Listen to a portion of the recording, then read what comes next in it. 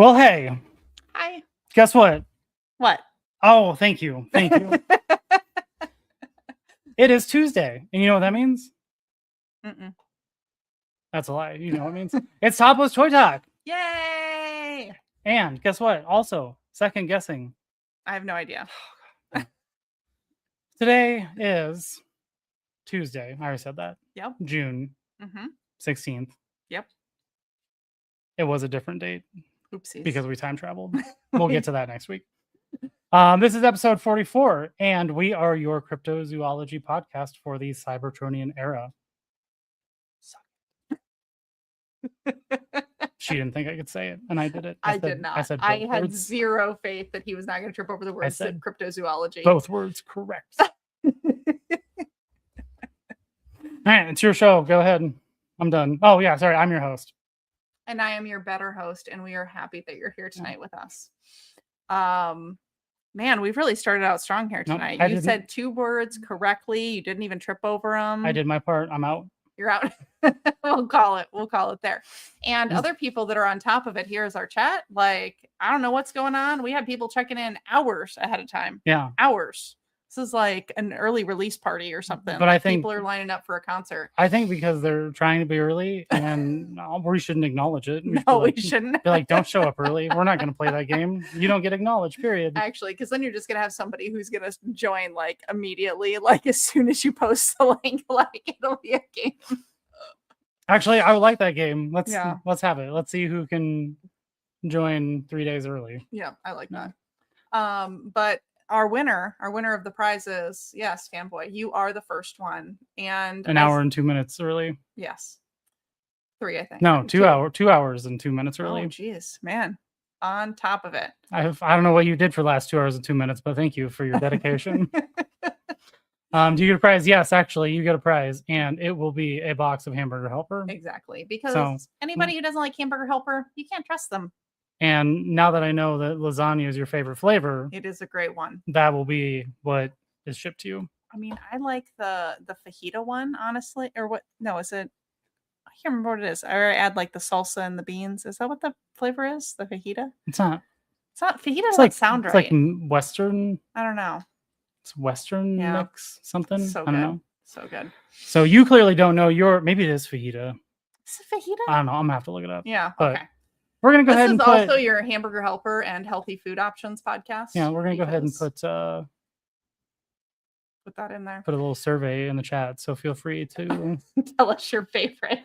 Tell us your favorite Hamburger Helper. And if you don't like Hamburger Helper, then we will just, judge you a lot.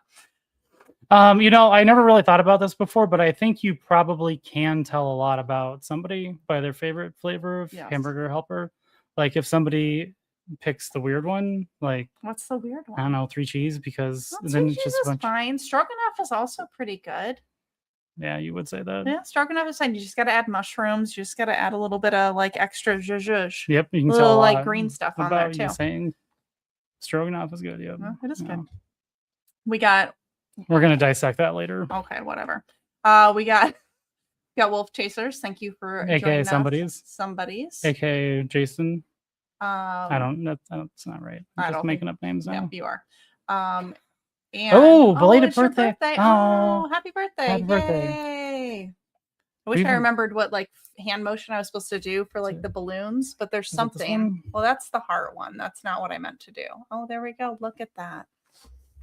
Well, happy birthday. We hope you had a great birthday. Yeah. Is there a stream tonight? Yes. There is.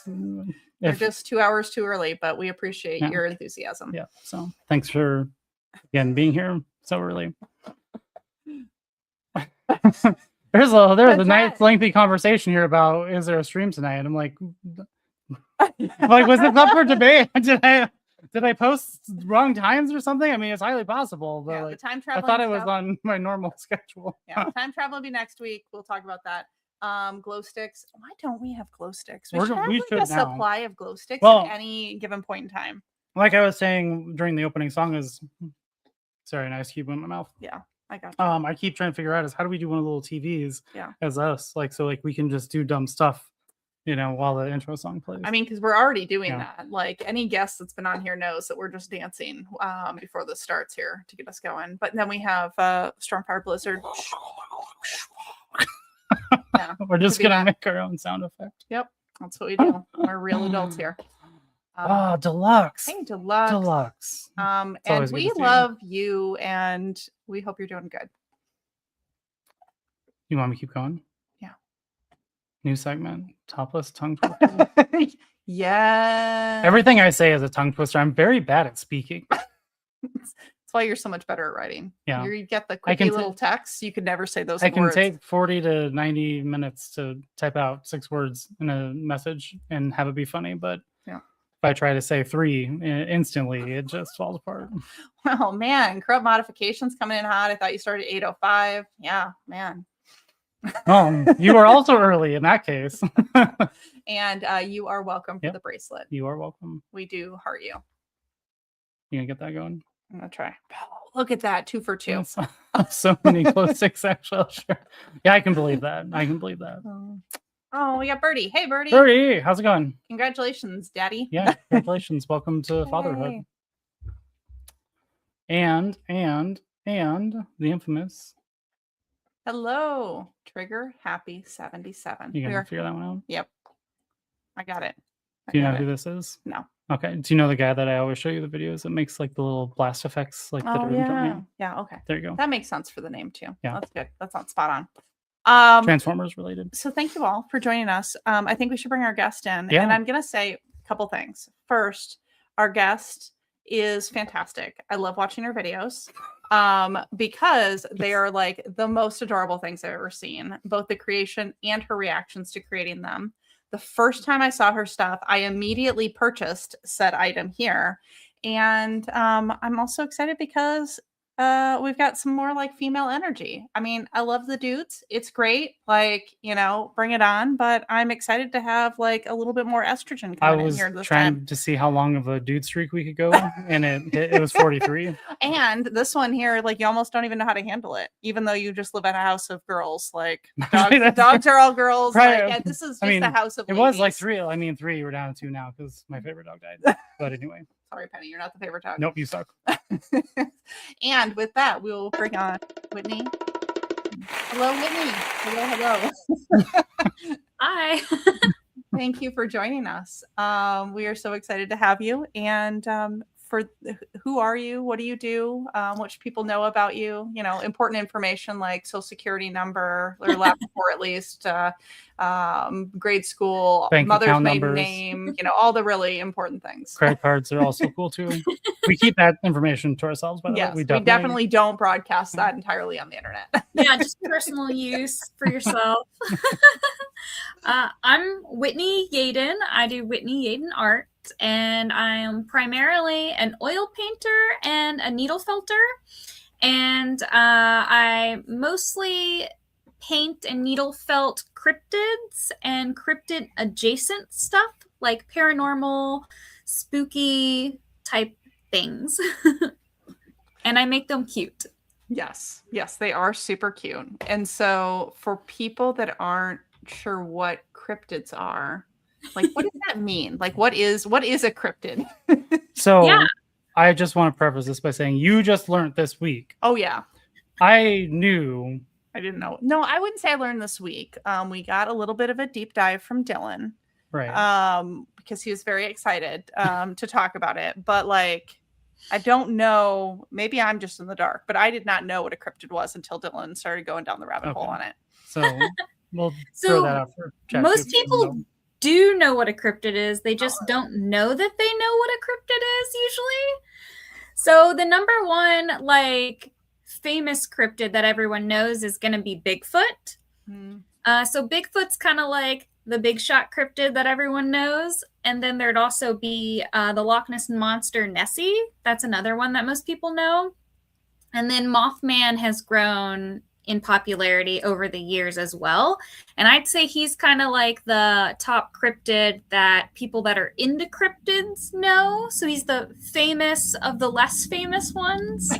But a cryptid is technically a like creature that people believe exist. They think that they've seen them. There has been sightings of them and hearsay about them, but they're not scientifically proven. So like everyone thinks that they've seen a Bigfoot or have had a Bigfoot encounter, but we don't have any like hard scientific evidence or any that is publicly like been approved or whatever, you know. I feel like science is a bunch of garbage and doesn't know anything anyway, so I go the route of it's real until I'm proven otherwise. Well, there you go. That's how you live your life. It's true. Oh, what is that? I'm trying to think of that line from like Ancient Aliens where it's like the what is it, like the establishment or whatever believes like Yeah. no, that's fantastic. Is there a certain cryptid that you are especially drawn to? Like, what do you have a favorite? I do. So my favorite cryptid would have to be the Fresno Nightcrawler. So the Fresno Nightcrawler, it's just the simplest little cryptid ever, and it's so just like bizarre and weird, and it's kind of a more obscure one, but like in the cryptid community, it's growing more popularity. A lot of people call it the pants. Okay. And so it is basically like a long two-legged creature that's all white and just walks on its two legs. And if you see, there are 2 security footage videos that you can find on YouTube of it. On one of them, it shows one Fresno Nightcrawler walking across a lawn, and he just sort of stumbles around across the lawn very slowly. And that one was on some Discovery or History Channel debunking show, and they never ended up debunking it. They couldn't figure out what it was.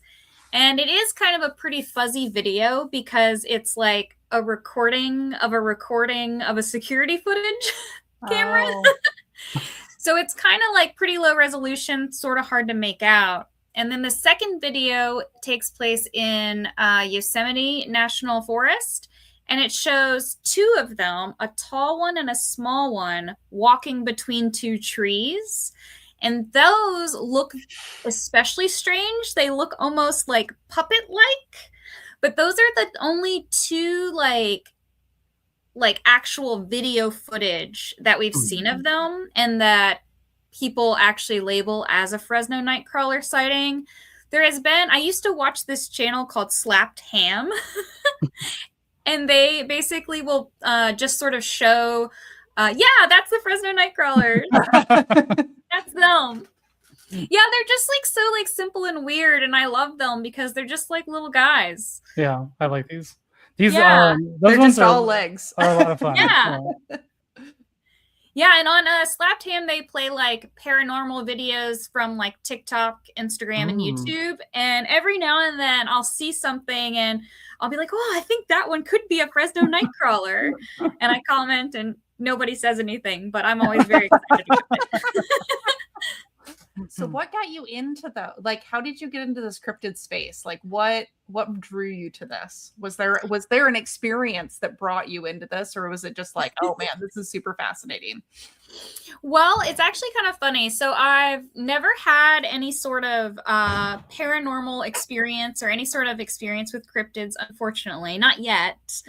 But I've always been into like folklore and monsters and creatures and the paranormal and strange and unusual things. And I got really into just watching stuff on YouTube. And I actually came across the Fresno Nightcrawler videos. And I was like, what in the heck is this thing? And so I was watching those and hearing people talk about the Fresno Nightcrawlers. And I just got really interested and just sort of dove into the rabbit hole. I was like, what else is out there? And I just sort of got sucked in and realized that there are so many different cryptids all over. Everybody has like their own stories and encounters, and like some are probably not legit, but who knows, some of them might be. And it's just kind of fun to think like there's some weird strange creatures out there, because there's all kinds of stuff in the world that we just like don't know and don't understand. So And people like to say it's not real because they don't understand it. And that's not what I believe. I don't know why my pictures are so small here, but I was going to bring up something else here in a second if I can figure it out. But actually, real quick. So you said that you've never had an experience with a cryptid. However, I did see one of your YouTube videos that did claim you saw one in the wild. Yes. So like this is a little contradictory here. I'm not quite sure. Like, do I believe it or not? Like, is this a fake video? It seems like you had an experience with the Fresno Nightcrawler. I'm not sure what I saw in the woods that day. You have to watch the video to see. I kind of got freaked out and ran away. So I just got a glimpse. I'm not sure what it was. Well, don't leave this stream to go watch it. But Rob just put the link in the chat for you later. So we've got some post-show watching that you can take advantage of. So one thing I actually just recently learned about, and this was again through Dylan, which then I started to go a little bit deeper. And I don't know how I didn't know about this because Dylan, I think what we just need to say is Dylan is the gateway. Dylan is the gateway here. So if you're not watching Dylan, you're getting a lot of shout outs here. Yeah. Get it together. Yeah, Dylan Jacobson, check him out. Dylan's Drink Draw, Brimstone Studios. So Iowa, where we live, actually has a cryptid, the Van Meter Visitor. And I was very surprised by this. And so I kind of went down a little bit of a rabbit hole. My retention is very low. But essentially it is this type of creature, kind of bat-like, that was seen back in the 1900s. Yeah, I think it was 1903, 1900 something like that. And bat-like, has a horn, maybe doesn't have a horn, shoots a light out of the horn or the middle of its forehead, and kind of faded away, and then has recently made a little bit of a resurgence. So I'm kind of curious about that. I've started to kind of dig into that a little bit because I'm like, that's interesting. Well, and the resurgent part where it was saying that was happening, it's not Sailorville. What's the other lake? Red Rock. Red Rock is a man-made lake. That's where all the new sightings are. There's actually like a town underneath that lake. Yes, it's man-made. So they say. And no, it definitely is. And so now I've got like conspiracy theories going on. Like, well, maybe they flooded it. Maybe they maybe the water table went down enough that it's reviving or what have you. But no, this is a wild one. I'm not sure where you were going with your story here on this. It was just that I learned that we actually have a cryptid local to us. Yes. I thought that was Are you all close to Van Meter? Probably like an hour and a half away. Ish. Okay, well, you got to go to the Van Meter Festival in September. Did Dylan tell you about that? No. What? I don't really? think so.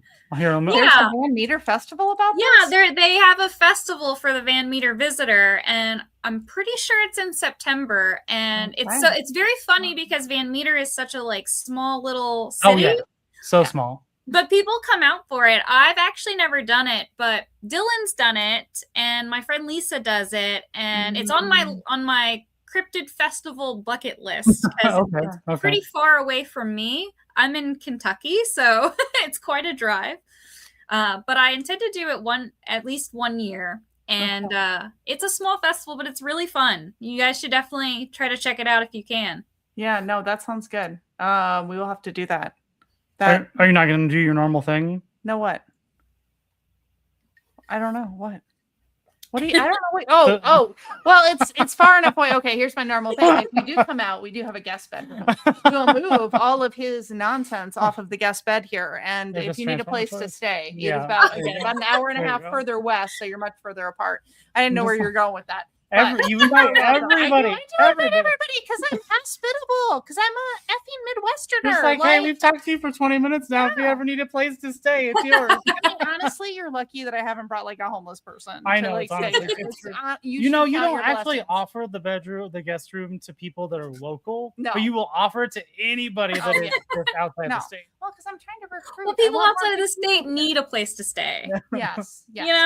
People, if you're going to travel, we want to show some hospitality, but also like I want more cool people to move to Iowa. Like, let's make it happen. And if we show somebody a good time, maybe they'll come here. And then I can have every reason to drive out the last couple of bad neighbors that live near us. Because, if I push them out, then their house is available. I have like some strategery with this. Smart. You got to get all your like weird friends to come over. So they're kind of like, what is going on? We need to move. And then you just bring all your people in. Exactly. Take over the neighborhood. That's what you got to do. Yeah. So the van. So we're excited on. September 26th. September 26th. All okay. right. Well, we better figure it out. Oh man. Okay. So yeah, we might have to figure this one out. Oh yeah. I mean, we don't really have to figure it out. Like we don't live that far away from it, but we just have to go. Yeah, we just physically have to drive. We have to drive over to it. It'll be fine. No, actually, this is cool. This is interesting. I'm gonna check it out. This could be a fun thing to do. Yeah, because there's not like a whole lot of cryptid focused ones up in that area. So Van Meter would be the closest one to you guys. And then if you go a little further, there's the Hodag Festival in Rhinelander, Wisconsin. Okay. I don't know if you are familiar with that one. I know Wisconsin. Okay, Rhinelander is like way far up in Wisconsin. Oh, okay. But it's a really cute little town, and they have a creature called the Hodag, which is really fun, and they love their monster. It's the town's mascot.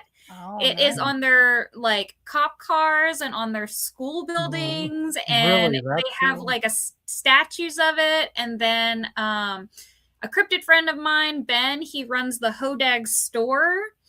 There's a store? Is that just like dedicated to Hodag? All Hodag. Yeah. Wow. All Hodag. It's Hodagged out.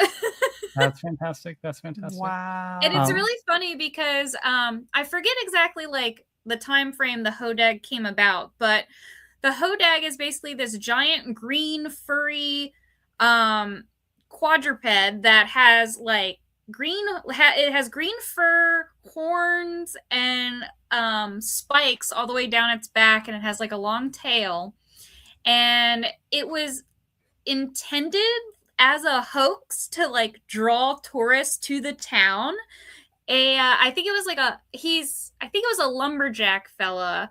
He pretended like he went out into the woods and shot this creature and brought it into town and showed it off like in the town and was like, look what I found. And then they started creating stories of the Hodag getting white bulldogs specifically and snatching them up in the town. How strange. Like, how many white bulldogs could have even been in the town? Like, I don't know. This is not a common dog breed. Right? Yeah, it was very specifically white bulldogs only. The Hodag had a very picky appetite. That's fantastic. I like that so much. Yeah, you should check that out. That one also is, I've done that one once, and it's also pretty far away. But that's a really fun festival, and it's a really cute, really fun little town to go to. Okay. Yeah, that's the Hodag. There's something else in Wisconsin that cheese. There are the Wisconsin Dells. No, there's something in my scope. I was trying to remember. Is it the BBTS? Is that where? No, that's in Minnesota. No, their game store. There's the National Brewery Museums, and never mind. You're going to ask me all the things. Yeah, I can list off a lot of things. It's not in your scope. It's in any relationship to this show at all. I know what was in Wisconsin. What was it? Oh yeah, no, that's not true. Webby's in Minnesota. You ding dong. Everybody's in Minnesota. No. Webby, thanks. Welcome. Thanks for joining. And also, I remember. Shaggy, I remember thanks for being here. Live. So Shaggy, you must be from Chicago. Is that the Mothman in Chicago? No.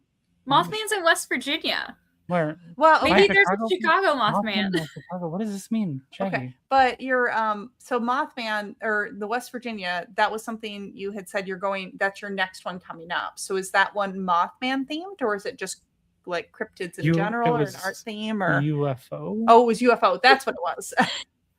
Yeah, it's a UFO day. It's a new event that this will be the first year doing it.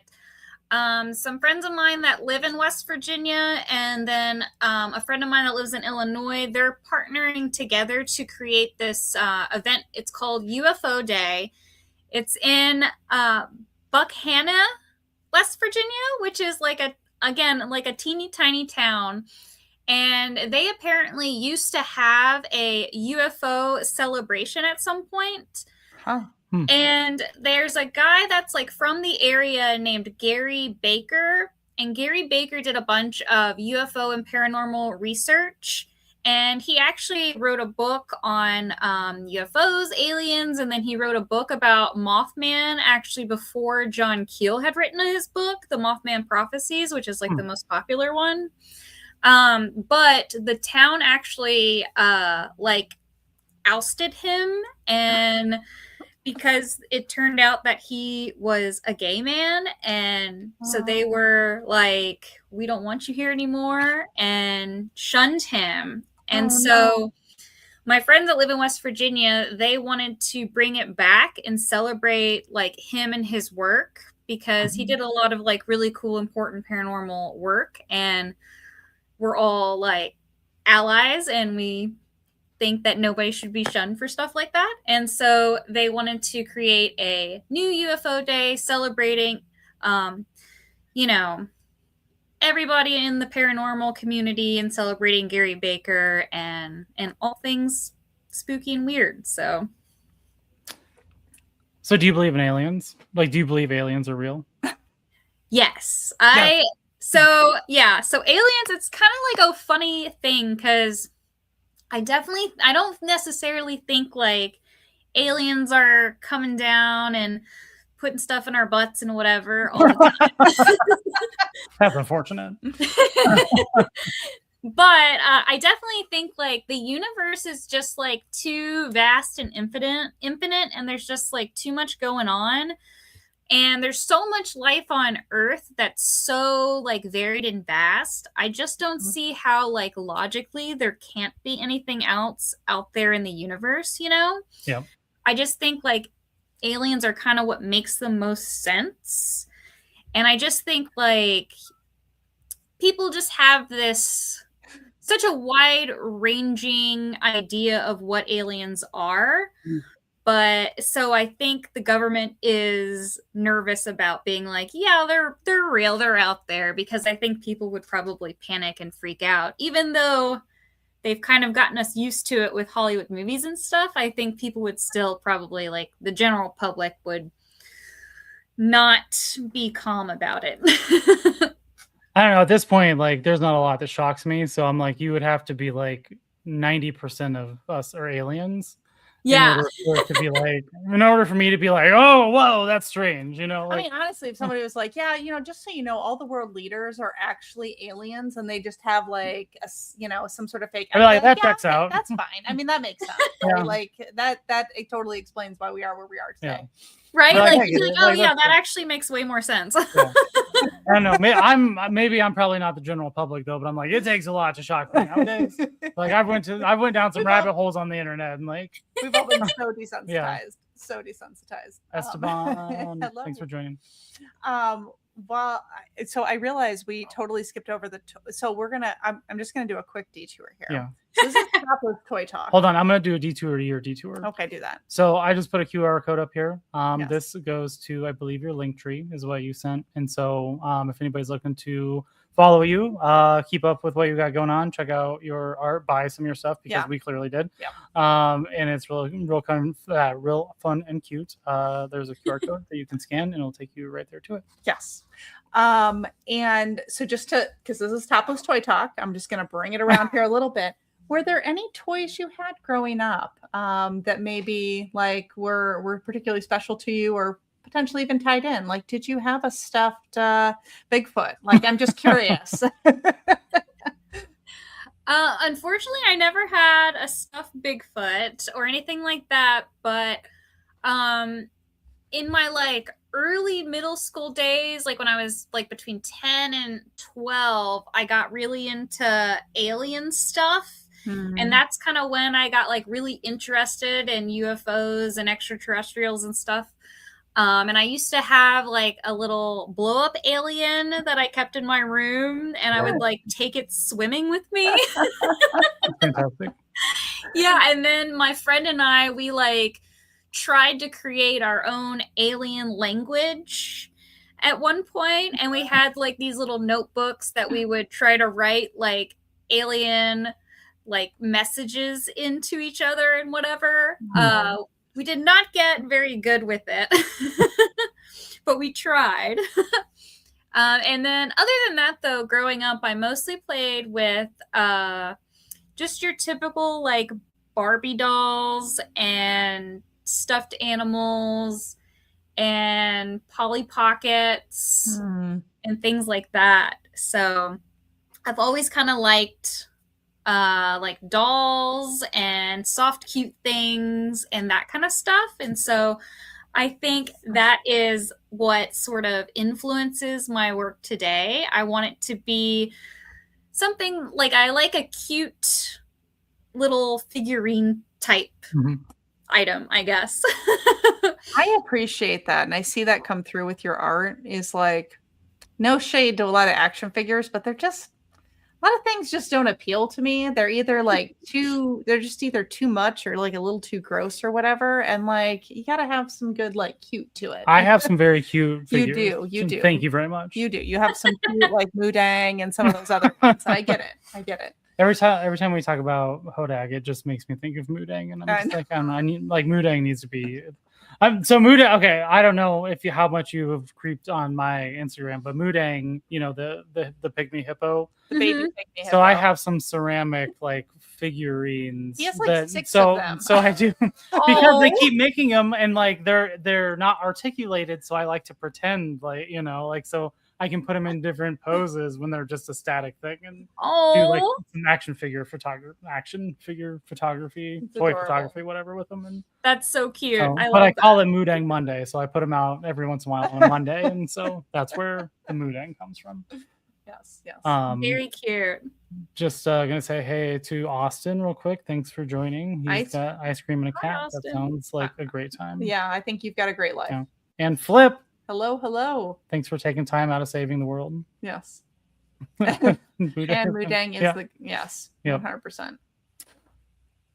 So tying this to toys just a little bit more, because this was extremely timely. I mean, I don't know. We must have bribed someone here. Like, there's just no way this happened organically without like someone from this place following.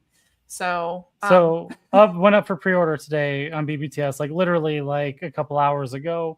They're doing Cryptoids Toys is the brand, and I think they actually had a Kickstarter. So I don't know if the Kickstarter is finished or if it's wrapping up. I'll have to look into it. But yeah, they're doing some cryptid figures here, which I thought was kind of interesting. I'm not familiar with this one.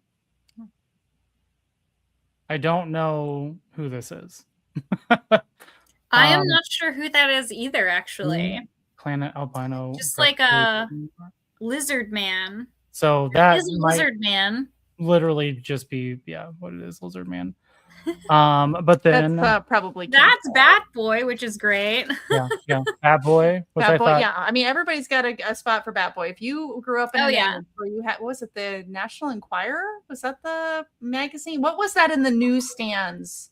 Like that always had Bat Boy on front of it. That's a great question. I feel like it wasn't that Weekly World News. It says it in the corner there when you clicked on it. Yeah, that's it. So they, which I thought this was kind of cool because I'm a sucker for variants, but they clearly have like one that's, you know, fully colored, but then the just black and white kind of version. Well, because it was a black and white. Right. That's what I'm saying. Like, this is a clever, like, you know, marketing scheme to match that. And then the Mothman. Oh, whoa. And this actually, so I'm torn between this one and the next one. I actually might pre-order this one, because it's pretty cool. Oh, is it like a totem pole too? He has a little, I don't know what the totem is, but yeah, there's a little totem there. But I don't know. I thought this looks pretty good. Like, that's really cool. And then the last one is the jackalope. Jackalope. Oh, And he's got like blood on his face and everything. Yeah, he Oh. looks spooky. And this one doesn't appear to be articulated, but I'm fine with that. I like my little figures, whatever too. So I think this one's pretty cool. The jackalope, I think I'm definitely gonna get. And they're right. It's the right price point. $25. I can Done. do that. Right? Oh, nice. Yeah. I don't know. For that. And I don't know. Then they have this accessory pack, which I thought was interesting. It's like clearly different heads for the Mothman. I'm not sure what the heads. I mean, these look like Yeti type of heads. Yeah. So I'm not sure if there's more figures they'll be releasing. Maybe you can put them on the Bat Boy head. I get you could, yeah. Hmm. But I don't know. So I guess I'm definitely gonna pre-order, just so you know. I know you're gonna a jackalope. The Mothman. I'm torn between Mothman and Bat Boy. Like I'm not sure which one. I but mean, I'm like... gonna vote for Bat Boy just Okay. because I have this nostalgia of standing in line at the Fairway looking at those magazines. Okay, Right? Like, so then black and white or standard? I feel like it's got to be black and white. Even though like I could just do black and white photos. I mean, you could. I mean, whatever. I just got to be Bat Boy. I'll leave it up to you for photography purposes, Okay. but the black and white one hits closer to home for me. All right. So Yeah, I think the Bat Boy is the choice for sure. okay. All right. So we'll do a Bat Boy and a jackalope then. Done. I need to look at the Kickstarter. These are the hard decisions you have to make as a These real are the, adult. like because okay, the things that I never like contemplate. Okay, so when I started collecting, it was just Transformers, right? Like it just was a few Transformers, which then escalated into hundreds of Transformers. Hundreds of Transformers still exist. But then I got into the photography piece. I like to do photos. And for some reason, I'm not good like, at. how do you not have a Bat Boy for action? And I'm not good at photography. Oh yeah, photographing like Transformers. You I did can't so figure it out. I good with can't figure it out. cryptozoology and Cybertronian era. I told- You really killed it on that. Now you can't say photography. Yeah. Photo. How did I say it? I Photographing. don't. It was so bad. Whatever. I'm Anyway. trying to prove it. photographing. Photographing, yeah. That's the new thing is photographing. Not very good at photographing Transformers for whatever reason. But things that are more humanoid, like I'm pretty good with.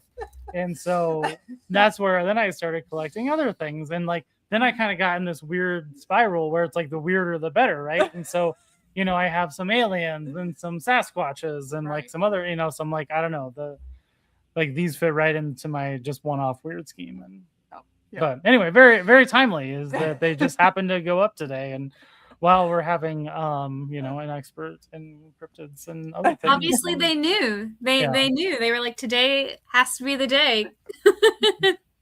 Oh, Fanboy said Kickstarter. Okay. Oh, it ended. Okay. Well. Also, what? James J, when did you get here? Sneaky boy.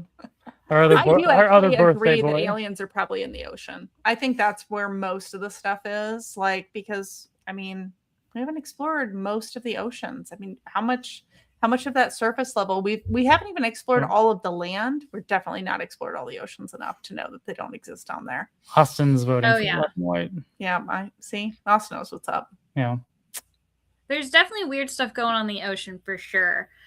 Like I know there's been lots of like reports of like UFOs going into the ocean and coming out of the ocean and being over the ocean. But even like despite that, since the ocean is so vast and unexplored, there's definitely got to be weird stuff going on down there. Oh, Bat Boy does look like from Gargoyles. He does. Good call out, Birdie. Okay, maybe we should leave it to the chat if we get black and white or the colored version. So you tell us. So we have one vote for black and white plus your vote, which is 2 votes. So I mean, technically, I guess that technically wins because it's only me voting right now for colors. So and then, in terms of snail shells. Yeah, I mean, you have a lot of those are the cutesies. Everybody's gonna vote black and white, aren't they? Yeah, that's where the nostalgia is. It's hard in the black and white. Oh, I know, but I can make color turn black and white for the internet. I understand, but nobody wants that. Chupacabra is also getting a figure. Oh yeah. I think I pre-order those. Ooh, let me look at those. See if Chupacabra. While you do that, could you go back over to the? Don't tell me what to do. I will always tell you what to do. That's what marriage is. Is this what you want? Yes. So I'm getting while you're looking up some of the other like Can't do both. There's cryptids. only so much screen space. I understand, but I've got this. So you make your cryptids, you do your needle felt art, which will come back around too. But something that I love that you do are your oil paintings, and you have the most adorable videos. Like every time I watch one of your videos, like I just smile because you have this like little reveal thing. But I'm curious, like because you've got that video, like what inspired you to do that, and are there any other creative like ways that you market your art? So I started doing the reveal thing because I was kind of seeing it. People were doing it on TikTok and Instagram, and I was looking just for another way to show off my art because like just posting photos, Instagram doesn't care about photos. They want reels. Yes. So I started, so when that happened, I decided to go to doing in progress videos and reels. And so I was doing a time lapse of me painting, and those are always like really cool to watch, but they're kind of a pain to like set up because I don't really I have a very small house and I don't have like my own studio or anything like that. I just kind of like make stuff in my living room.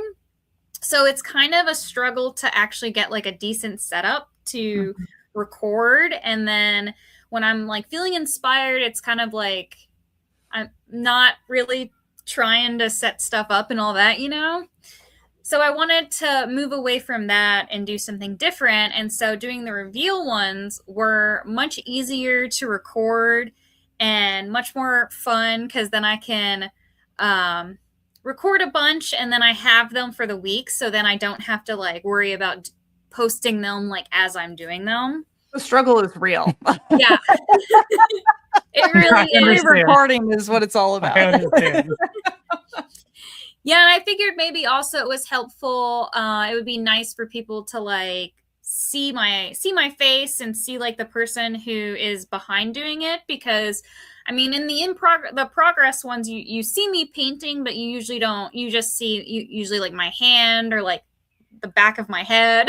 You don't really like see who I am. So I thought maybe it would be nice to give a little more personality to it, because a lot of times people like to see who's behind the art. And kind of get a feel for the personality that's creating the art. So every time I show my face when I'm creating something, the views go negative. So I wish I could experience that. I don't know about that. The other art that you do is this needle felting. And this one here, you said to me, oh, it's just repeated stabbing. I commented on one of our videos. I said, I didn't realize that you make these just by stabbing it over and over again. And so as soon as he told me that and I realized that what this was, all I could think is like, I wonder how many times she stabbed herself. Oh, a lot. Quite a lot. All the time. All like, the time. Are the needles actually, like, are they sharp needles? Or Yes. Okay. Oh. They're very sharp. Oh, wow. Yeah. So the thing is, they make like, so for anyone that doesn't know, needle felting, basically you take wool and you take special needles. The needles are barbed. So the ends of the needles, if you look at them or feel them, they have little barbs on them. And they're in different sizes and shapes. So you can do different things with them. And you stab the wool a bunch with them. And as you stab the wool, the fibers in the wool are, like if you were to look at it under a microscope, it looks really like spiky and crazy. So when you use those needles and you push those needles into the wool, it mats the fibers together. And so as you mat the fibers together, you can shape it and sculpt it kind of like you could with clay, but you're using the needle to do that. And they make different sizes for different things that you're trying to do. So the larger the number of the size of the needle, the more detail you can do and get into, and it like you can like poke a smaller surface area so you can get more details and more like defined characteristics, like if you're doing faces or stuff like that. Yeah, and then you said it was barbed though, like, and that you've stabbed yourself a lot. It makes me think of, everybody who's ever gone fishing when you were a child at some point. I don't care who you are, you've gotten the like fish hook, and that's all I'm thinking now is like, oh, that's that same feeling of like when you get a fish hook stuck in you. It's similar, but the needles are a lot smaller. So they're kind of like, they're similar to sewing needles, except a bit thinner usually. And you usually get to like where you're stabbing so fast. It happens so quickly. It's kind of like when you get your like blood drawn from your finger. It's kind of like a pinprick feeling like that. Because it's really usually quick because you're usually going fast. And then as soon as you do it, you curse and drop what you're doing. So So how many of your things have you created would you say have your blood in them? Maybe like probably now it's more like 30% of my stuff. Oh, that's way too low. If it's not like 98, like we got a problem here. I try not to like bleed on the products normally. I mean, I actually would probably play. We would intentionally do it. We would pay a little extra. Yeah, I would. Actually, that's true. I would. If you're like you can have the one that, I want that is like clean, legitimate blood, or the one that I stabbed myself and bled all over. And I'd be like, I want the one that you bled on because that's easy. That makes that's art. Art is pain. Yeah. Art is what pain. She said. Yes, that's what she said back to me. Yeah.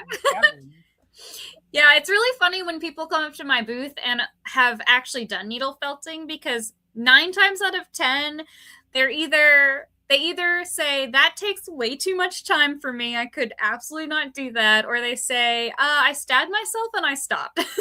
I was like, well, with that attitude, you're not going to get anywhere.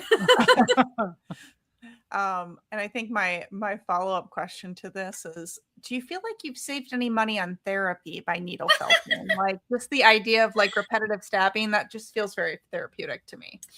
It is actually very therapeutic. It makes this really satisfying sound when you're stabbing the wool. You can't ever hear it on my videos because I normally do like time-lapse stuff. But it makes this really satisfying sound when you're stabbing it. And you can really hone in and focus because you can't really look away or like do anything else while you're doing it, or you will definitely stab yourself or break your needle or something like that. So it is like very meditative and very calming for sure. And if you're angry, it is a good way to get out your anger. So I'm not really into the ASMR type of videos, but like I feel like there could be something there with that. Like yeah, I've thought about doing something like that before, but it just like it takes so long to make a piece that I just don't think people would want to sit and watch like someone like stabbing wool for an hour before it turns into something. Okay, I'm gonna correct you right there. We once watched a person peel the shell off of an egg. Oh, you're talking about that one? Yes, peel the shell off of the membrane of an egg for like what? A long time. It was that's their whole TikTok stream. But we did a TikTok stream one time. TikTok, I have broken my TikTok somehow. Like our stuff used to get quite a few views, and that has to be it because we stopped doing the live streaming on TikTok. But anyway, we were streaming one day, and because I was reorganizing my boxes because I keep all the boxes for all my figures like a psycho, and I just put them in other boxes. Like once a year, I go through because they just pile up in a corner, and then he does not do it once a year. And then once a year, he's never done that. We did. No, we did this stream, which I'm about to tell about. Yeah, shut your mouth. So anyway, it was like 8 hours that like we did this stream, and it was just me taking boxes and putting them in other boxes. People watched that. And people watched it the whole time. You would not believe like the more mundane people on TikTok like to watch people do stuff. So like if you're doing something, I can guarantee you people will watch it. I watched some ladies just put stickers on stuff for like a couple hours one time. It was fantastic. And then this one probably do sticker books. So fanboy to say about I'm also going to get a pocket goblin. Fantastic. Yeah. I'm going to do a quick segue here before we forget. Before we get too and then I'm going to go back to the chupacabra. And then I have a very important question. Okay. That I'm going to ask. You don't have to deal with it. Okay. So a segue here. We're going to talk about the boob for a minute. Also known as the body of official bodies. Just a quick shout out to our Patreon members. Yes. We appreciate you. Alsman Body, Fanboy Prime, always. Thank you. And then we have our bougie body, TF Toy Picks. And then our extra basic bodies, Corrupt Modification, which also made our intro song. Yes. And not our intro song. He made a song and then he allows us to use it for the intro of our stream. And the wonderful Dave Wonder, aka Dave who Wheeler, has streams almost every day. Every day. At every place in the Midwest. Yeah. So we thank you all. And TF Toy Picks, I will go back to, also does fantastic toy photography or action or Transformers. I will get there. Transformers photography. Yes. So, I aspire to be 50% as good as him someday with Transformers. So thank you all. We appreciate our supporters. And if you would like if you'd like to join the body of official bodies, you get a welcome pack that has some different wild stuff in it, like what the Corrupt Modification recently got, a friendship bracelet handmade by me with, who knows what's going to be on there. Stickers. We have monthly giveaways of random stuff, maybe action figures, maybe stuff from our pantry. Could be hamburger helper. Could be hamburger helper. Month-long supply. We have other things. We have a Discord. So we have a private Discord that people can join, community. And we do drunk dials. Yes, we do drunk dials. We do, there are all sorts of random things at different tiers. So if you'd like to support us, if you want to, we even have some super jokey tiers out there. We don't anticipate those ever being taken advantage of, but if somebody just wants to throw their money away, there are options there too. So we appreciate our supporters. And if you would like to join them, there's your QR code. And back to our regularly scheduled program. Yes. So chupacabras. I did order these. Oh, you did? I forgot. Yeah, I did order these guys. Oh, because I was like, these are so cool. They are fun little creatures. So we will have some chupacabras too. I kind of thought chupacabras were a little bit more adorable than what these are, and I'm just not sure about. I think it depends on the creator. You can make them as adorable or not as you prefer. So yeah, I needle felted a chupacabra and I made him more dog-like. So he was definitely much cuter. Yes. Shaggy has. I watch people do puzzles. Oh, okay. That's interesting. I've thought there about you go. doing You puzzles. like puzzles. You did a puzzle for 3 months. Let's not talk about that. A puzzle was too hard. I lost interest about halfway through, but I powered through. Special gloves. That's a good idea. Do you have special gloves for? I don't, but they do make these leather finger gloves that you can get when you're felting. And when I first started, I used them, but I just don't like to use them as much because I like to feel the wool when I'm felting it, and it makes it a little harder to feel what you're doing when you're wearing them. But they're definitely very good if you're learning. Okay. So good idea. And Agent Z-Man, thank you for joining us. The agent that never sleeps. Yeah. This is our guest next week, who you will find all out about time traveling with Agent Z-Man next week. So be sure to check it out. Yeah. Okay, I have a very important question. Yeah, you ask your very important question. So I like to sometimes do some deep dive on people and see what I can find on their Instagrams. And I came across something very disturbing. So much so I was like, I cannot believe that this was produced. And so I guess I'm kind of curious about your thought process behind this and why you decided this needed to be put out into the world. My avocados. You just really built this up. I am allergic to avocados, so this is basically death to me. Yeah. Gotcha. So I painted this when I was first starting out and first learning how to paint. And yeah, so if you go pretty far back on my Instagram, it's kind of before I found my niche. And so I kind of was just starting to paint and starting to learn, and I was just starting to put stuff out there, and I was kind of just putting whatever out there and seeing what worked. It's fantastic. Yeah. This one No, here is they just avocados making are it good. like obnoxious. Actually, so one thing that I did find very, very fun about your Instagram, yeah, because like if you scroll all the way back to when you first started posting, like you can see the shift. Like you can see like when you found like this is my thing, and I think that's kind of cool.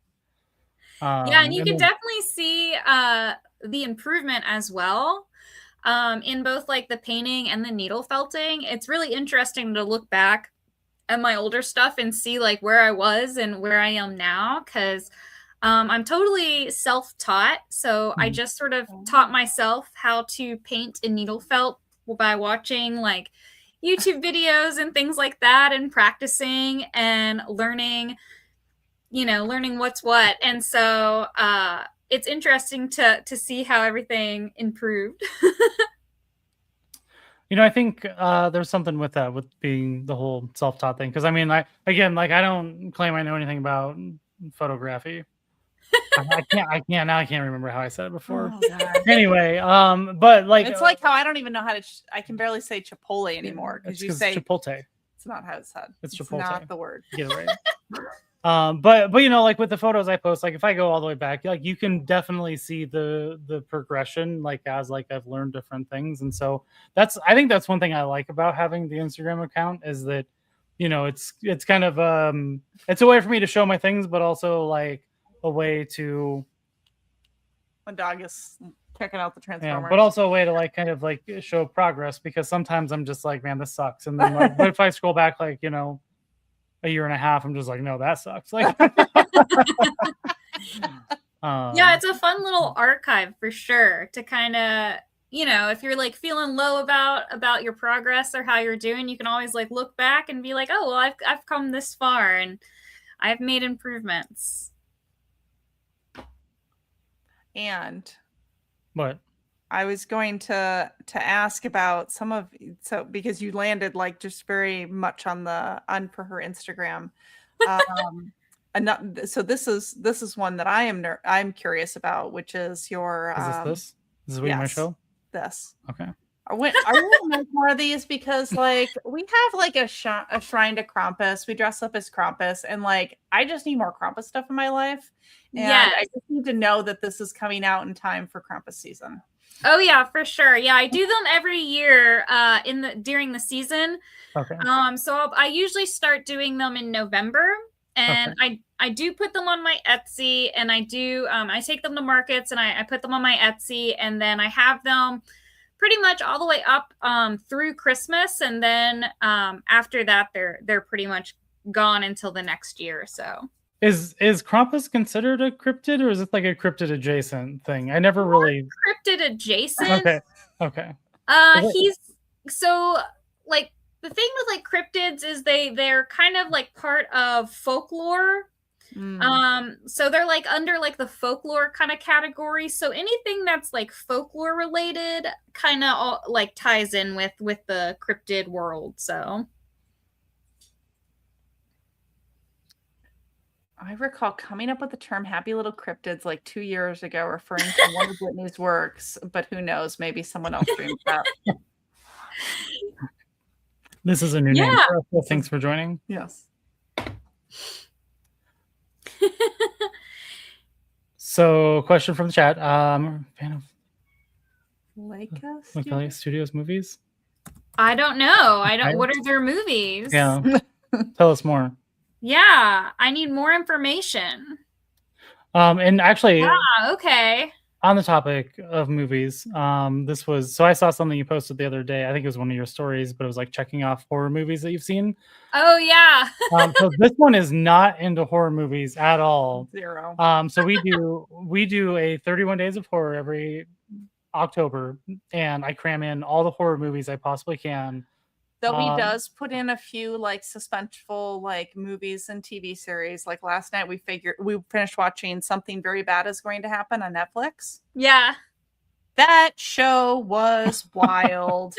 That is not at all what I thought was going to happen. Sorry, I have to interrupt. No, that's fine. But what were you going to? No, I was going to ask, like, if you had like any horror movie recommendations that are not slashers but might not necessarily also be mainstream type of stuff, because a lot of the ones that you had checked off, like, she's actually seen. And so I'm always, well, it's ones I've made her watch. Yeah, so when I say seen, like, them on my own. no, she definitely went up. So I'm always trying to find like interesting things that can kind of hook her in just a little bit more to like horror things. Because so for me, it's like the cheesier, like the B horror movies, like the things that have like over the top like movie monster, like real movie monsters, or like the blood, like, you know, Evil Dead type of stuff, right? Like those are like my favorite type of horror movies, but like she still is just not really into those. But while we're on the topic, so you do like thriller suspenseful movies though, or not so much? I mean, I'm super dorky, like I prefer documentaries. So I would prefer it to be like a real life thing. You know, I would really like to be, you know, interview with a serial killer or someone who survived. Like that's what I would be more by default. But that's not the end. That's not the more into, like if she has to watch something, it'd be more like psychological thrillers or more like cult or like religious. Like I really liked Midsummer because of that like level of cult. Like I never thought you would like that one. Oh, I never thought you would. I had like a strong cult thing, a strong, you know, I was all about that. Yeah. Well, there is an interesting documentary about sleep paralysis. I don't know if you've ever seen that. I think it's called The Nightmare. Okay. And it interviews people, like real people that experience sleep paralysis. I don't know if you're familiar with sleep paralysis, but it's pretty interesting. And they do have like, not really like reenactments, but they do the thing where they kind of show what the real life account person is describing, and it's pretty like creepy and pretty scary because it is like a real life thing that happens to people. But it's not like, it's scary in the sense that it's a real life thing that people experience, but it's not like something everybody is going to experience. So you don't have to worry about like if you're watching something about a serial killer, you know, anybody can get serial killed. So but everybody's not going to experience sleep paralysis. And I've always found sleep paralysis really interesting. In the 7th grade, I tried to write a research paper about it, and my teacher told me that I couldn't write about something that was made up. Yeah. And I wrote it anyway, and I was like, lady, you don't know what you're talking about. This is a real thing. I didn't get a good grade on it, but that's okay. You showed her. To bring it back to Wisconsin, though, Wisconsin is where Ed Gein was from. Oh, yeah. Yeah, and they have, don't they have, you can go to his gravesite, right? I mean, the house that he committed all like the stuff in, that was burned down, but okay. I would imagine you could probably visit his gravesite. That would surprise me if you couldn't. I mean, I would just think there's probably like a lot of people that would try to do weird stuff to the gravesite. So definitely. But going back to the movies, the studio, the fanboy. Yeah. Coraline. Yeah, so I do love Coraline for sure. I haven't seen Kubo, but I'm gonna check this studio out for sure. Because when I looked it up a second ago, it said that they did stop motion animation stuff a lot. Yeah, a independent stop motion animation studio specializing in feature films. So I'm going to check out more of their stuff because I love stop motion animation. I really wanted to do stop motion animation, but it's a thing that I get into every now and again when I have time because it takes so much time.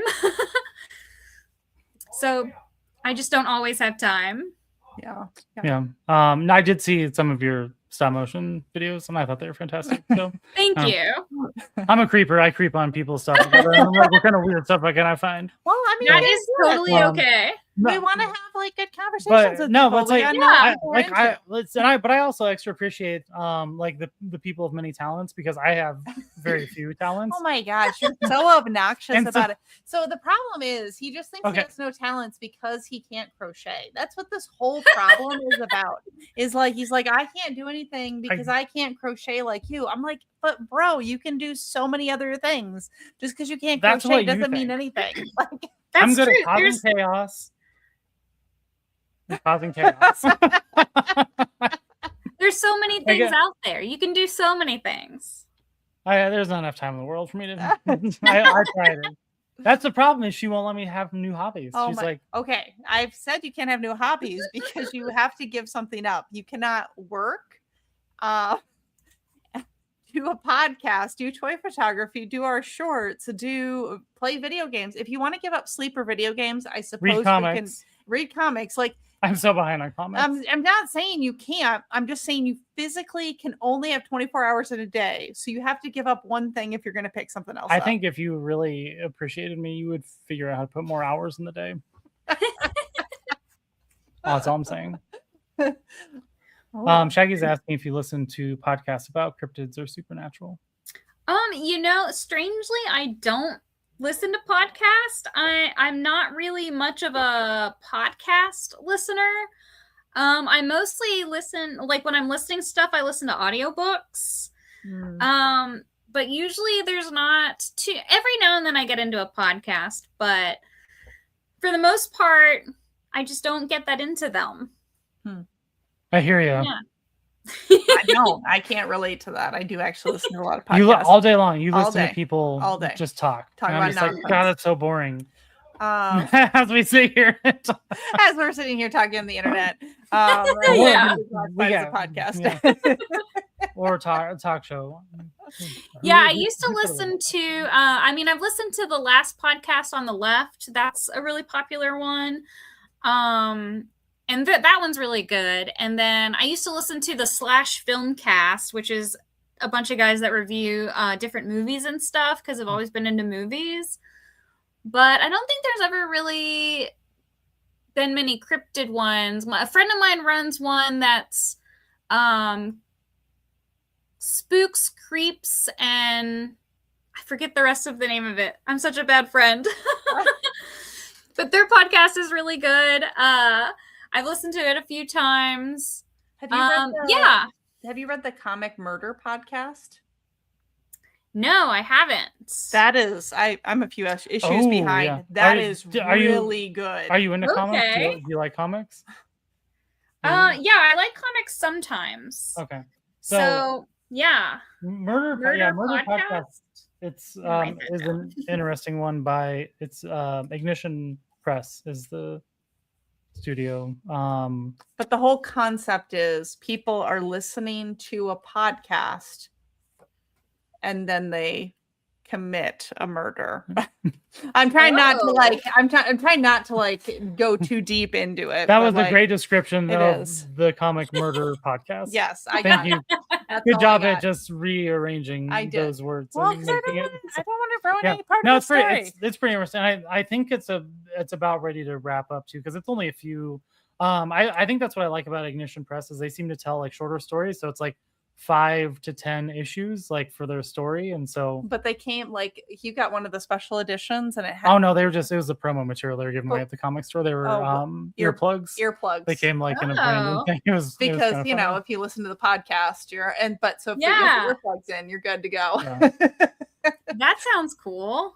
But, there used to be this podcast that I listened to. I think it was called The Black Tapes, and it was a like fictional storyline podcast. So it was like this person who was investigating these tapes that she found that had like weird supernatural stuff on it. Mm-hmm. And it was following her investigation as she interviewed different people and found more of the tapes. And it was just like a fictional series, but that was really cool and fun as well. That's interesting. So Z-Man was asking, is it strange when TV shows do horror themed episodes? So like, this is the random one I'm throwing out because the first one that came to mind, like when Community would do like their Halloween themed episodes. Like I don't know, I like the themed ones. I love it. Yeah, no, I love it. I love Yeah, throw in a horror episode, please, all the time. Yeah. For I me, wish I'd anyway. do another like revival season or something Of Community. I loved Community. That was such a good TV show. Well, that's because Community is we started a thing with it where on Sunday we would do, because what was it? Because they would say bagels, or when they say the one lady would say bagels Instead of bagels. Britta Yeah, says right. bagels. And I say bagels all the time just Yeah. because it makes me laugh so hard. So it like then it's cemented us because we like to also create like dumb like theme. Well, it's like dumb holidays or dumb traditions or whatever. So we did this thing called Community and Community bagels and bagels. So we would go to our local bagel store or whatever, we and get get bagels. like a breakfast sandwich, and then we come back and watch like 2-3 was- episodes. So like that's like when we would watch Community. It was like Sunday morning. We watched a few episodes like while we ate breakfast, and like real adults, we sat That's on the awesome. floor on with a little TV tray in front of the TV and ate a bagel sandwich and watched Community. So I don't know. I just have like Yeah. Community as like really special because we had this, there were a lot of episodes when we watched it. So we were watching it for a very long time. Not as long as Grey's Anatomy. Oh God, let's Yeah, not that talk about was Grey's Anatomy. ridiculous. I don't know why we started watching them. It was like 20 I don't seasons know. from the beginning. There's That's like not a good new idea. there's a new season or two. It's I kind of like One know. Piece, where like everybody's like, oh yeah, One Piece is a great anime, but if you're not watching it, don't watch it because there's like 1,000 episodes. And Not so a joke. we went Wow. we went to a local convention, Comic-Con, and that was a question like we were kind of asking people like what their favorite anime was. And everyone's favorite anime was One Piece, and they all said don't start. Yeah, they follow up with like if you haven't started watching it, don't. So Wow. Interesting. What is that one about? I've never heard of that one. One Piece. I have no honestly, idea. I'm not even sure. It's what pirate-ish themed. Let me look. I'll look it up. I real have quick. no idea. I just know that it was the #1 favorite. One Piece is a long-running Japanese manga series. Let's say following Monkey D, Luffy, and his pirate crew, the Straw Hats, as they search for a legendary treasure, One Piece, to make Luffy the king of the pirates. So it is a pirate anime. Okay. So- Well, I won't check it out. So. or I guess like if you got a lot of time and Right. the podcast you were talking about earlier might be Spooks, Creeps, and Assorted Delivery. Yes. Yeah, that's their podcast. Yeah. Right. I'll check that one out too. Yeah. See how that goes. Yeah, If they're it's they're great tell you. people and they do a great job. So Okay. Definitely Well, maybe check we should recruit them. yeah, we should. Future guests. So like, hey, Future you like to Yeah. like to take your shirt off and pretend to talk about toys? we got the thing for you. Hey, we tied it in twice this we time. did. So We did a great job. Yeah, sometimes you it guys are doesn't doing happen. great. One which was just by the stroke of luck of BBTS, which actually I forgot all about the Chupacabra because like I definitely could have Yeah. like brought that in. So Yes. You got camera. I got cameras in everybody's house. Yeah. Fanboy. Don't worry. I'm like that. Yes. The original. What's this next one with it? The original TV show that inspired the X-Files, investigated cryptids and other spooks, was the 1970s Kolka? I don't know. The Night Stalker? I'm trying to say that word. The night. I'm There just you going to go with that. Interesting. That's a good fact. Yeah, Aaron coming in with all the facts. Have you seen the X-Files? Yes, I've seen the X-Files. Have you seen all of the X-Files? Are you I think I've seen. I believe I've seen all of them, if not like 90% of them. Because the reason I like the X-Files is because I did like the Twilight Zones, and so in my mind, the X-Files were just like the new Twilight Zones. I mean, There were certain episodes that definitely overlapped and were heavily influenced by Rod Serling. Like I could see the overlaps, absolutely. maybe. Yeah. And he died so young. Rod Serling Yeah. did not have like a long life. And I don't know, it kind of kills me. Don't like me. You're the. I just he's somebody who I wish we had all had for another 20 to 40 years. He died way Yeah. too young. But he also Absolutely. smoked a lot. So this is your time. This is your health Yeah. podcast. You're smoking a lot. Like It'll probably kill you figure it out. or not. Or not. You Yes. never know. Sometimes you last forever when you do that. Don't take advice from me though. Yeah, we're not health experts. We pretend we're experts in a lot of things, but we are masters of none. Well, I'm a master of a lot of them. No, I'm not. We just talked about that.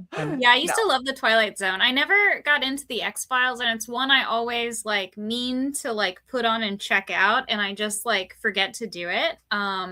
I heard they were gonna be remaking it and starting to do it again. Really? Yeah, I saw that somewhere that they're rebooting it. So like, I don't know how I feel about if it doesn't have David Duchovny in it. Like, I'm not sure I'm into it. Right? Yeah. Agree. Yeah. So I do want to start the X-Files and watch all of that at some point, because that was just one for some reason I never got around to when it was on TV. So I mean, I watched some of it. It was on Netflix. That's how I caught up on. Oh, okay. I ended up watching all of it. It was in Netflix. I don't know. I really like the X-Files. I watched it start to finish in the movies, and it's kind of one of my favorites. And I don't know, like, it just has like a certain charm about it, in my opinion. Like, where it was done not in modern time. I mean, when I say modern times, I mean like it's not TV of today's era, you know. Like, and like it's a little bit more, I don't know, rough around the edges, and I don't know. It's a lot of fun. It's very 90s. Yeah, very 90s. What else? I was trying to see if I could find anything about that, but anyway, you talk. Stop looking at what I'm doing. No, so what I was gonna see is if we wanted to maybe do a wheel of questions. It's been a little bit since we've done that. Yeah. So we have a segment that we pull out every once in a while called the Wheel of Questions, and we let the wheel decide what questions we are going to ask. And so this is our wheel. The colors have been changed, so they're very. They're very intense colors here. I did this recently. And we will see where it lands. I know people like the wheel, and we always forget about the wheel. Have you ever had a moment where something happened that you simply cannot explain with logic or science? How on point. Right? What an appropriate question. Let me see. I mean,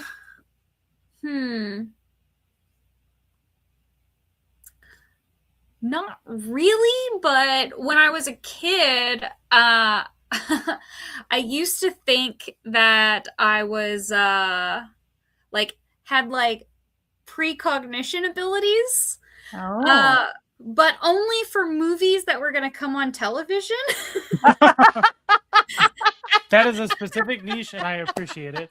Yeah, so when I was a kid, I used to watch a lot of TV, and I would watch movies on TV all the time. And for some reason, like a scene from a movie or a line from a movie would like randomly pop into my head, and I would like think about it just sporadically for like a day or two. And then like a couple days later, that movie would come on TV. And so as a kid, I was like, oh my gosh, I can like, I know when a movie's going to be coming on the TV because it'll pop into my head.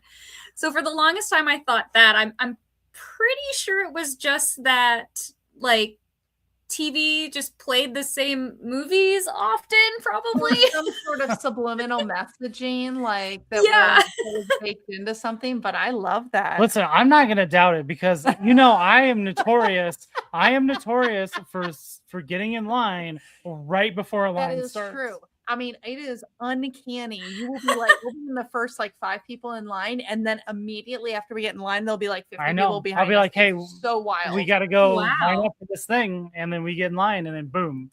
Like, and it could just be like random stuff like Chick-fil-A or like, it's like really anything that forms a line. Like, we have line recognition. Like, we'll get in, get our whatever, right? And then like if it's food, we'll sit down and eat, and then like there's like 40 people in line. I'm like, that's my superpower. That is your superpower. It's very, but I like this. I like that you actually, you know what if you were actually mind controlling about what movie you wanted to be able to see on TV? What if you are the person actually in charge? I did think that for a little bit too. I did think maybe if I think about a movie that'll come on, maybe I'm causing it to happen. I did think that too at one point. But have you tried it?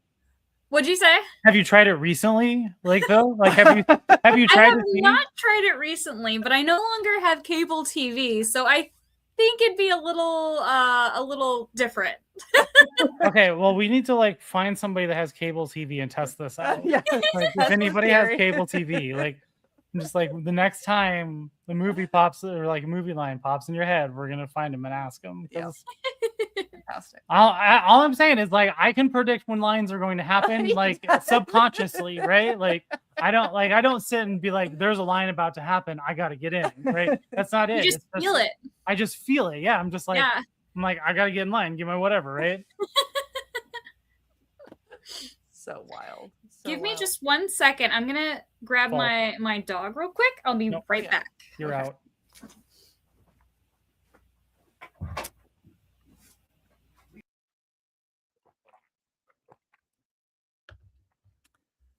Oh, what's Fanboy's thing? Here, let's Fanboy's come back. Or as Whitney's come back.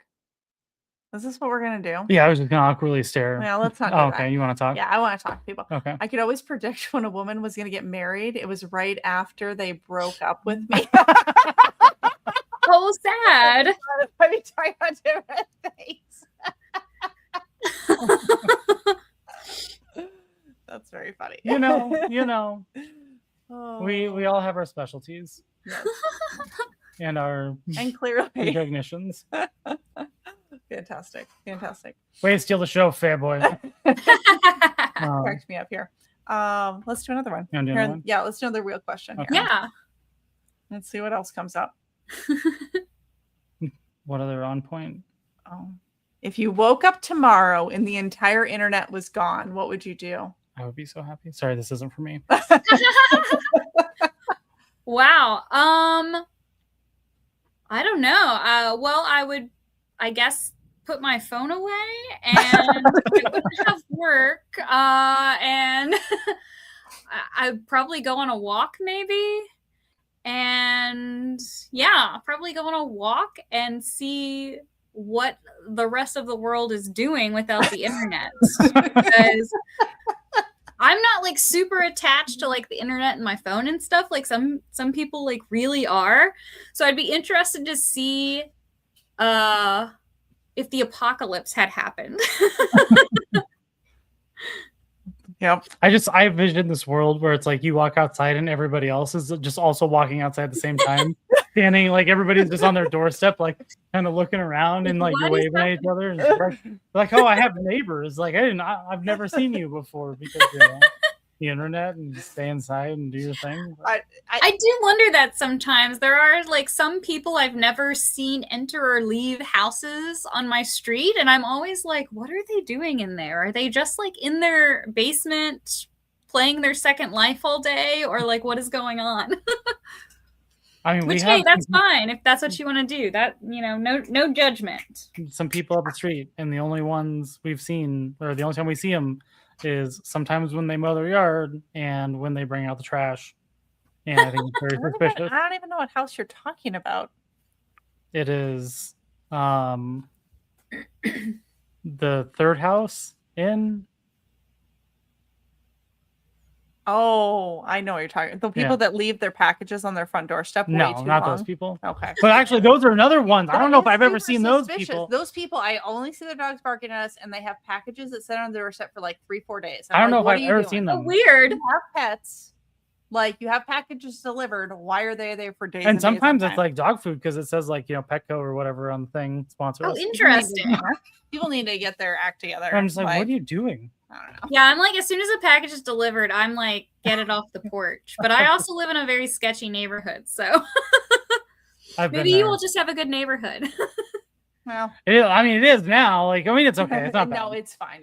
We live in a good neighborhood. It's now better now that we drove out the bad neighbors. Okay, we did. Okay, so in reality, though, This we is a true did drive. story. This is a true story. These people were the worst, and I'm just saying that after we maybe like made their life a little more difficult, and they moved, the entire decibel of the neighborhood went down.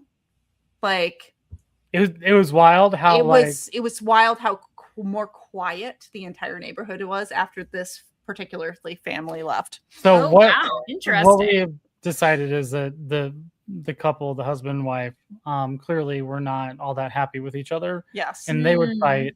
And so then their kids would go out, but because of not probably having this best home life, their kids would cause chaos, which would then instigate other neighbor kids to cause chaos. So it's kind of this like cycle trickle down effect. And once the chaos left, everybody else just got quiet and was like, "Oh, we can just be normal kids and do." You know, I don't know, it was weird. So I mean, we did a public service, honestly. Yeah, we really did. We solved the neighborhood problem. I mean, I live every day of my life as a public service. I'm just, it may have been a creative public service. There may have been no trespassing signs put on the shared fence. Like, not your fence. It was our fence. I mean, it was our fence. It was our fence. We got the point across, we proved a point. And my only piece of advice as a homeowner is if you have a neighbor that's absolutely awful and you've been trying to get them to do something, just wait until they try and sell their house. Demand letters are very cheap. You can go to a lawyer, you can have them sign a demand letter. And did you know they can't sell the house? They can sell the house, but it's unlikely that they will, because if there is potential legal proceedings, nobody's going to want to buy the house. And that's interesting.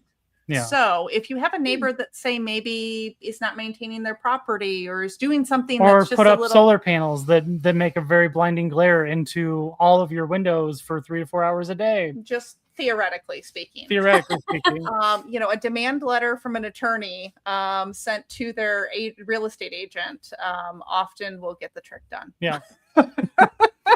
Interesting. I did not know that was a thing. It is. It's the best. Either did we until we did it. It's like it's the best piece of advice. It's kind of one of those things where it's like, like it's one of those little hidden secrets. Just like, also just like you can go to city council meetings, like because they're public meetings, talk to your city council people and get them on your side to help fight your cause. And if the other person that you're complaining about is not showing up to defend themselves, sucks to be that. There's only one side of the story to believe. So that's true. Wow. Yeah. So all politics is local. Yeah. Get involved. Yeah. Know your city government. They can solve most of your problems. I'm not really one to believe in the politics things, but local government's the best. I'm all about local government. Like you can actually make change in local government. Yes. Yeah. That they have a large reserve of physical media. Same. We actually started buying physical media again. Which I mean, we still have Netflix and whatnot, but like for whatever reason, I was like, you know what, we need physical media. And I'm telling you, at some point when that solar flare happens, it will happen. The solar flare's coming. Yeah. I do still have a lot of my physical media. I have all of my DVDs. I did finally box them up and put them in my garage, but I do still have them. There was a period of time where I couldn't afford the internet. So there was like 2 or 3 years or so where I went with no internet when I was just living in a studio apartment. And I would just watch all my DVDs over and over again and play records and stuff like that. And it was so funny because at that time I had a job that I went into all the time. It was like a retail job or whatever. So I didn't need the internet at home necessarily. When I would go to work, I would download stuff on my phone. Oh, yeah. And so it was really funny because people were like, what do you mean you don't have the internet? What? Where do you live? What is going on? Are you okay? I don't know. Like, I gotta be thrifty, man. I would say like, we don't need the internet, but I'm like, we wouldn't be doing this if we didn't have the internet. I know. We would. Exactly. Yeah. The internet is definitely a added bonus to our lives when used appropriately, for purchasing toys and talking to random strangers. But outside of that, it's just a bunch of negativity and it can go away. Yes, exactly. Yeah, it's one of those things where it's, it's a blessing and a curse, When used properly, it's great, but so many people use it improperly that it can suck. So, and if you've not heard this, internet and everybody watching, the people on the internet that you're arguing with, they're probably not even real people. They're probably bots. Yeah. If you really think, like, just go out and talk to a real person, I promise you, regardless of how they feel about any particular item, I promise you the people in real life are not as bad as the people you encounter on the internet. Yeah. Like, so fun story from recent past. this is not a future past time traveling situation. Yeah, That'll happen not next quite. week. But so Foreshadowing. there was somebody. So I don't really do a lot of Facebook stuff because I don't know. Facebook is Facebook. But I do cross post all of our stuff to Facebook. And for whatever reason, the people on Facebook are the ones that actually comment the most on things. They do. I have not figured it out, like why this is the case. Is it because it's like only older people are on Facebook, so they don't have like much to do? Maybe, but I don't actually know if they're that much older. While we're talking, I'll bring up and see if I can find metrics. But like, they also don't have a good sense of like understanding the irony. I mean, yeah, all of our videos are not real. Like our last video where I threw Transformers in the trash, like I didn't really do that. Like it was a joke, you know, like we're spoof. It's a skit. People on Facebook have no concept. They think like we legitimately threw bags and bags of Transformers away. Like there's they don't. We're not trashing you, Facebook people, but we are. But we are a little bit.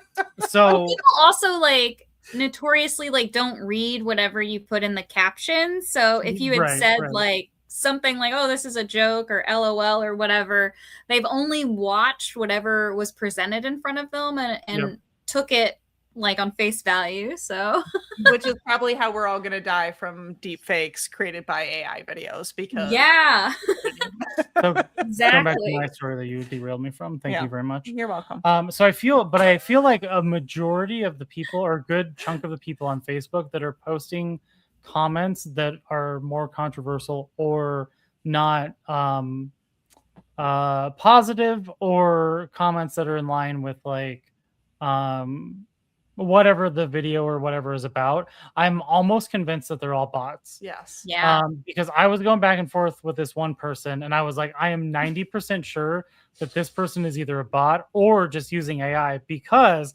I started using AI to respond to this person because I'm like, you're not worth my time.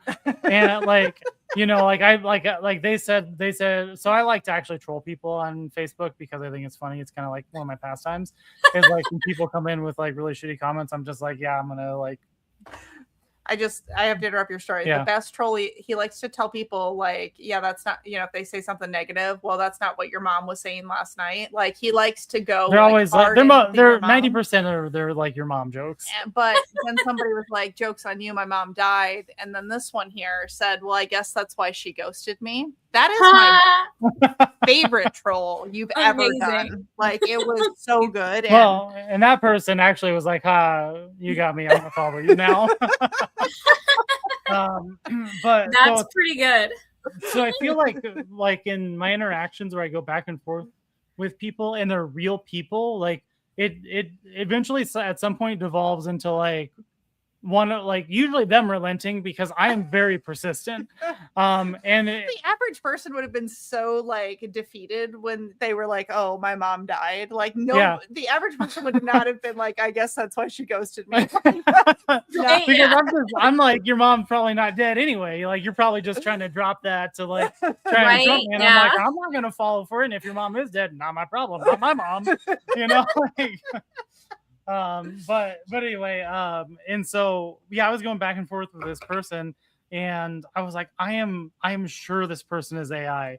They have to either be a bot or just copy pasting, because that's what I was doing. I was taking what they were saying. I put in AI. I said, create a response for me, because I was like, I'm not gonna, because they just were like going on and on. They were creating these really long messages, and I'm like, I'm not going to read this. Like, I'm not going to read your 3 paragraphs of like your response to your mom joke. Right. And so then at some point I was like, buddy, it's 3 days later. You're still going back and forth with me. Like you have to be not real or just using AI. And then they came back and said, I said, I've been using AI since the second message, because you've just been writing these paragraphs. And they were like, I've been using AI too. And so I'm like, did I just have an AI argument with another person that was having an AI argument back, where neither of us were like actually reading each other's things? We were just copy pasting an AI, like, or was it a bot? Right. So, but anyway, like what I'm really trying to get around to in this whole internet thing is that I am not convinced that there are a lot of real people actually making comments on things on the internet. That's because the internet is dead. Yeah, I think it's mostly bots or people using AI or whatever, right? I think we've crossed the Rubicon. 50% of the internet is not real people. Yeah. Do it, fanboys. Oops. Join the trend. Yeah, I saw this meme the other day that was like the two cars passing and the two people like looking each other passing, and one was like using the internet to escape reality, and then the other one was using reality to now escape the internet. And I was like, whoa, that is too real. It's like it's wild how I think about this all the time, because again, we're in the age bracket where we had the analog childhood and then the digital adulthood, and like it's just funny how the internet like took off so hard and so fast and has evolved and then devolved into where we're at now. And I'm almost like, it's better just to go outside. I mean, AI is going to make real human interactions a thing again. So yeah, I guess there's some hope for all of us. Yeah, I mean, that is one positive for sure. Yes. Happy little bots. Absolutely.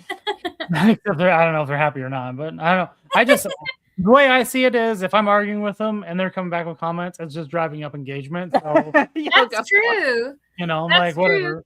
Bots are not comments and any sort of engagement always helps, It's like there's no bad press or whatever, right? Like type of thing. And you can come in and be as grumpy as you want. I don't care. Like I'll get grumpy right back. I don't know. I did have somebody call me a Neanderthal in some comments recently. And so I was like, all right, I got this, because I played poetry for Neanderthals. So I responded back in like the Neanderthal text, and like the person then replied back and says like, oh, that was good. And I said, me no. And like, and they said, okay, fine, I'll follow you. Like you gotta, that's it awesome. was good. It was good. Yeah. I think what's funny is you take like these people and you turn them into like positive interactions or followers, and I'm just like, how can I shit on your mom? That is all you need to know about the two of our personalities. Like I try and kill people with kindness and foolishness, and you're like, I'm gonna make you feel like shit. Yeah, I'm just like, well, I mean, it was just like the one dude that this is totally off topic, but now we're talking about it. I'm gonna bring it up. The one guy that was going back and forth, I'm trying to remember what video or whatever was on, but he was like going back and forth about talking about like how bad his childhood was. Oh yes. And like, or like, what was it? It was on Face. No, it was. Oh yeah, it was. It was on Reddit. Yeah, it was on Reddit, because I also absolutely detest Reddit anymore. I used to really like Reddit, like before they went. No, I'm just real quick. Before they went public, it was a really good place. Like the Transformers community specifically was a really good place. That's where I formed my connection with people. Yeah. And it just went and spiraled out of control. But anyway, but yeah, no, it was on some pictures that I posted. That's what it was. And on the action figures subreddit. And like this guy like was going back and forth like about, oh, what was me in his life. And so like I gave him like my whole like life sob story, because I'm like, if you think like you're gonna come in and be able to trump what I've been through, good luck. And so then his response was, well, you're a strange person. And I'm like, so then I responded was like, so I win, right? And then they never responded. So I'm like, if that's the game somebody wants to play, I don't know. So I also have this real like social justice, like policing people type of thing, where I feel like it's my duty to like call people out on their bullshit.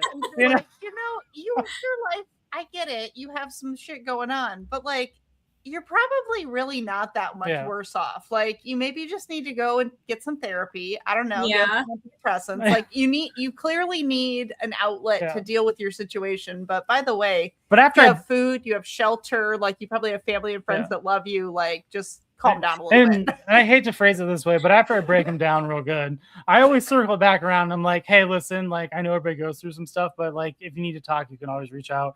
Like I know we kind of just like had some banter here, but in all honesty, like I'm not like as horrible as I make myself seem, and I don't know. I've never had anybody reach out like when I do that, but that's normally how I end the interactions. Is just like, hey, your mom sucks, but if you ever need to talk, let me know. Like, oh, there we go. I knew it was gonna happen. Yeah.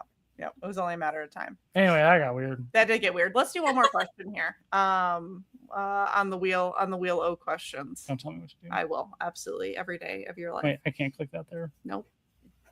Wrong screen. What is your favorite conspiracy theory? I was gonna bring this up inherently, so I'm glad. Ooh. Oh man, I don't know. I love all conspiracy theories. Wow. How do you pick just one? And I love that so many conspiracy theories turn out to be true.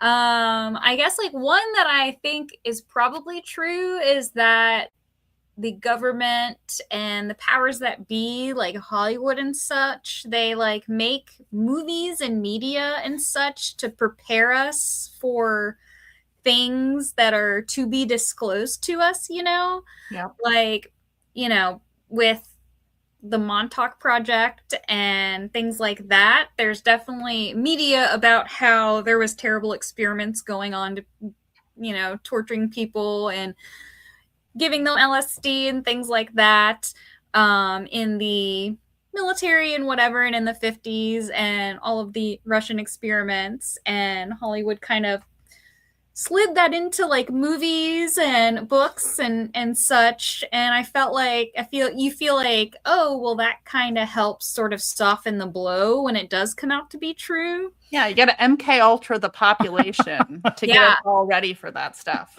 Absolutely. Yeah, I definitely think like that's a thing that a lot of people say, and I definitely think that that's true, and I think that's a really interesting one. So when certain things come out, I'm always kind of like, because the Disclosure Day movie just came out, and I heard that. Yeah, there was a lot of talk of like, oh, is this the powers that be's way to sort of start to actually give us the alien information? Because they've started having, you know, those congressional hearings or whatnot that don't really give us anything, but hopefully maybe here soon they will, and they're trying to sort of soften the blow, and that would be cool. So I definitely think that's a thing.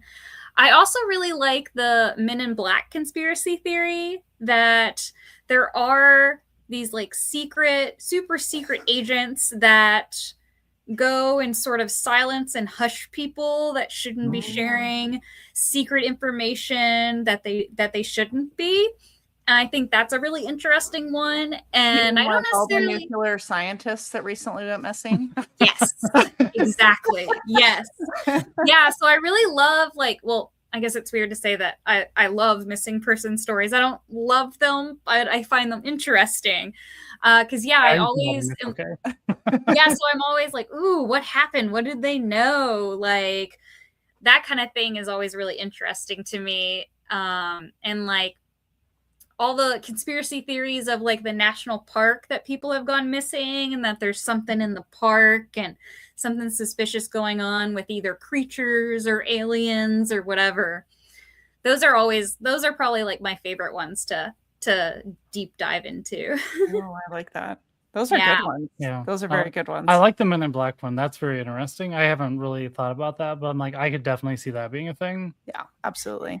I also, so to kind of build on that one, I kind of believe that a lot of our like movie stars are actually, and like popular characters are actually people like that are like grown that way. Like, I mean, like movie stars all have like a look. Like, is there some sort of like secret like movie star or even politicians? Like, are these people really organic, real people, or were they like cultivated? Like, where did they come from? I don't know. Well, that's interesting because I mean, you do think like, well, I'm very like, I've always been like lower middle class-ish. And I'm always like baffled by how many people in the world like have money, and they're all like in this like certain group in certain areas doing certain things. And it's like hard to like it's almost, it seems, maybe I'm incorrect, but it seems to me like impossible to sort of like penetrate that and get into that. It seems like it's very like secular, and no one, like, they're their own little group and they like to keep it that way, and so they probably want to keep it secluded and not let people in and make it themselves, you know? Yeah. I mean, have you ever looked into Bohemian Grove at all? Yes. Have you done it? Okay. Yes. So like, I mean, Alex Jones, crazy dude, like whatever. His documentary though on Bohemian Grove, that kind of like, I mean, that's some wild stuff. And I know President Nixon is not everybody's favorite president. I think he's very misunderstood. I think the deep state went after him. Like, that is my personal opinion on this. But like, he has some pretty wild quotes about Bohemian Grove and how he's like, nah, I don't want anything to do with that. Like, he was very anti and very against it. He went one time and refused to go again. Because it's like what you were saying, like this old boys like sort of system where does seem like there's a little bit of a cult like weirdness going on within this, you know, that's, you know, might be, you know, perhaps control. What was that other, there was another one with the occult,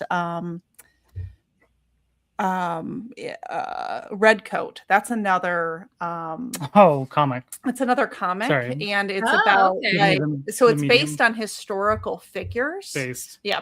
So like George Washington is part of it, and Abraham Lincoln, and like some of these other like George Washington is immortal. Yes. So, because there's like this occult like thing with our founding fathers, and it does like this spin on it. So that's another so it's basically about this guy. His name is Simon Pure, and so everything starts off with him saying he's like, his name is Simon Pure, but you'll soon find out that he's anything but. It's kind of funny because he's kind of like a low life type of guy, where he kind of falls into a situation and also becomes immortal.